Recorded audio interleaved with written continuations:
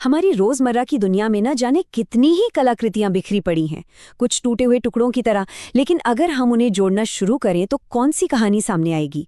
आज हम भारत की कुछ ऐसी ही छिपी हुई कलाओं के रहस्यों को उजागर करने की एक यात्रा पर निकल रहे हैं। तो सवाल ये उठता है कि हजारों साल पुरानी संस्कृति में क्या कोई नई कहानी खोजना मुमकिन है? जवाब अक्सर उन चीजों में छिपा होता है जिन्हें हम रोज देखते हैं पर शायद गौर नहीं करते। तो चलिए इस पुरातात्विक सफर की शुरुआत करते हैं। इस सफर में हमारा गाइड है ये अकादमिक प्रकाशन। देखिए, ये सिर्फ तस्वीरों की किताब नहीं है, बल्कि ये विद्वानों के गहरे शोध का एक खजाना है जो हमें इन कलाकृतियों के असली मतलब को समझने में मदद करेगा। तो आज का हमारा सफर कुछ इस तरह का रहेगा। हम सबसे छोटी चीज से शुरू करेंगे, एक सिक्के से। फिर हम मूर्तियों की दुनिया में जाएंगे और वहां से हम वास्तुकला के विशाल पवित्र स्थलों का पता लगाएंगे। और आखिर में हम ये समझेंगे कि ये अलग-अलग टुकड़े मिलकर एक बड़ी कहानी कैसे बनाते हैं। तो चलिए शुरू करते हैं। हमारा पहला पड़ाव है गुप्त साम्राज्य और हमारी कलाकृति है एक छोटा सा सिक्का। सोचिए, क्या धातु का ये नन्हा सा टुकड़ा वाकई एक पूरे साम्राज्य की कहानी बता सकता है? देखते हैं। ये है वो कलाकृति। ये चक्र विक्रम प्रकार का एक सोने का सिक्का है जिसे महान गुप्त सम्राट चंद्रगुप्त द्वितीय ने जारी किया था। पहली नज़र में तो ये बस एक पुराना सिक्का ही लगता है ना, लेकिन इसकी सतह पर उकेरी गई हर एक छवि, हर एक निशान एक कहानी कहता है। और इसका वजन कितना होगा?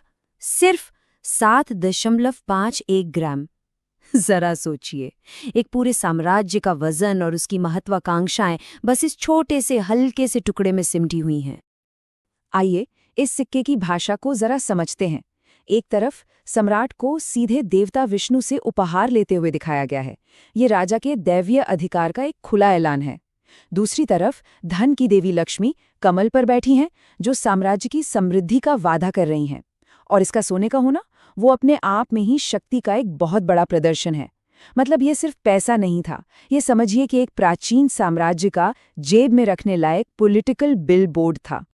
तो महज 19 मिलीमीटर के वायरे में गुप्त सम्राटों ने अपनी शक्ति, अपने दिव्य संबंध और अपने साम्राज्य की समृद्धि की पूरी कहानी बयां कर दी। ये इतिहास का एक पावरफुल मिनिएचर है।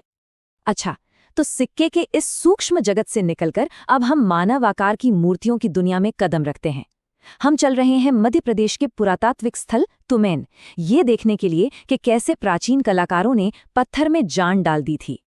यहाँ एक ही जगह से मिली 2 मूर्तियां हैं। बाईं ओर शिव की शांत और शक्तिशाली छवि है और दाईं ओर विष्णु का राजसी स्वरूप। दोनों ही हिंदू धर्म के प्रमुख देवता हैं। लेकिन जरा गौर से देखिए, इन्हें कितने अलग अलग अंदाज में तराशा गया है। यही कलात्मक फैसले हमें उनके पीछे छिपे गहरे धार्मिक विचारों के बारे में बताते हैं।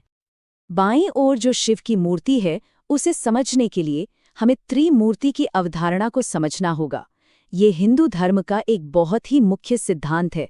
ब्रह्मांड के 3 मौलिक कार्य, सृष्टि, संरक्षण और विनाश। ये मूर्ति शिव को इन तीनों ही शक्तियों के स्रोत के रूप में दिखाती है। इन दोनों में फर्क देखिए। शिव को जटाओं वाले बालों यानी जटा मुकुट के साथ एक तपस्वी के रूप में दिखाया गया है, जो उनकी असीम ब्रह्मांडीय शक्ति का प्रतीक है। वहीं दूसरी तरफ विष्णु एक राजा की तरह किरीट मुकुट यानी राजसी मुकुट पहने हुए हैं, जो व्यवस्था और स्थिरता का प्रतिनिधित्व करते हैं। तो ये सिर्फ कला नहीं थी, ये गहरे दार्शनिक विचारों को पत्थर में उकेरने का एक जरिया था। अब तक हमने एक सिक्का देखा और फिर कुछ मूर्तियां देखीं। लेकिन क्या होता है जब ऐसी सैकड़ों कलाकृतियों को एक ही जगह पर एक साथ लाया जाता है? आइए अब अपने पैमाने को और बड़ा करें और कलचुरी राजवंश के बनाए अमरकंटक के पवित्र मंदिर परिसरों को देखें। ये अमरकंटक है। ये सिर्फ एक मंदिर नहीं है, बल्कि मंदिरों, तालाबों और मूर्तियों का एक पूरा का पूरा परिसर है, जिसे एक एकीकृत पवित्र भूगोल बनाने के लिए बड़ी सावधानी से डिजाइन किया गया था। ये वो जगह है जहां कला और वास्तुकला मिलकर आस्था का एक पूरा लैंडस्केप बनाते हैं। एक कलचुरी मंदिर के अनुभव को महसूस करने के लिए चलिए इसकी संरचना को समझते हैं। कल्पना कीजिए कि आप मंडप यानी मुख्य हॉल से अंदर आते हैं, फिर अंतराल से गुजरते हुए धीरे धीरे गर्भगृह तक पहुंचते हैं। ये वो सबसे पवित्र स्थान है जहां देवता का वास है। और सिर के ऊपर विशाल शिखर है जो स्वर्ग तक पहुंचने वाले पवित्र पर्वत का प्रतीक है। ये बात इसके सार को बिल्कुल सही तरीके से समझाती है। यहाँ पर वास्तुकला सिर्फ मूर्तियों के लिए एक ढांचा नहीं है। वास्तुकला और मूर्तिकला दोनों एक साथ काम करते हैं ताकि आने वाले के लिए एक शक्तिशाली आध्यात्मिक यात्रा का माहौल बन सके। हर पत्थर, हर खंभे का एक मकसद है। केशव नारायण मंदिर को एक मिसाल के तौर पर लेते हैं। यहाँ हम उन सभी तत्वों को एक साथ देख सकते हैं जिनके बारे में हमने अभी बात की। मंडप, गर्भगृह और शिखर, ये सब मिलकर एक सामंजस्यपूर्ण पूरी संरचना बना रहे हैं। ये सिर्फ एक इमारत नहीं, ये समझिए कि पत्थर से बनाया गया ब्रह्मांड का एक नक्शा है। तो हमने एक सिक्के से शुरुआत की, एक मूर्ति तक पहुंचे और फिर एक पूरे मंदिर परिसर का पता लगाया। अब इन सबको एक साथ जोड़ते हैं और पूछते हैं कि कला की ये अलग अलग टुकड़े एक साथ मिलकर हमें भारत के अतीत के बारे में आखिर बताते क्या है। ये हमारी यात्रा का एक छोटा सा सारांश है। हमने देखा कि कैसे गुप्त काल में एक छोटे से सिक्के पर शक्ति को समेटा गया, फिर सदियों बाद तुमिन में पत्थर की मूर्तियों में दिव्य रूपों को आकार दिया गया, और अंत में कलचुरी काल में अमरकंटक में कला को एक विशाल ब्रह्मांडीय योजना का हिस्सा बनाया गया। तो आखिर में हम क्या सीखते हैं? हम सीखते हैं कि इतिहास अक्सर हमारी नज़रों के ठीक सामने छिपा होता है। हम ये भी सीखते हैं कि कला सिर्फ सजावट नहीं, बल्कि शक्ति और आस्था जैसे बड़े विचारों को बताने की एक भाषा है। और सबसे ज़रूरी बात कि संदर्भ ही सब कुछ है। एक मूर्ति म्यूजियम में कुछ और है और अपने असली मंदिर में कुछ और। यह हमें याद दिलाता है कि एक महान संस्कृति कई छोटी छोटी स्थानीय परंपराओं से मिलकर ही बनती है। और ये हमें एक अंतिम विचार पर लाता है।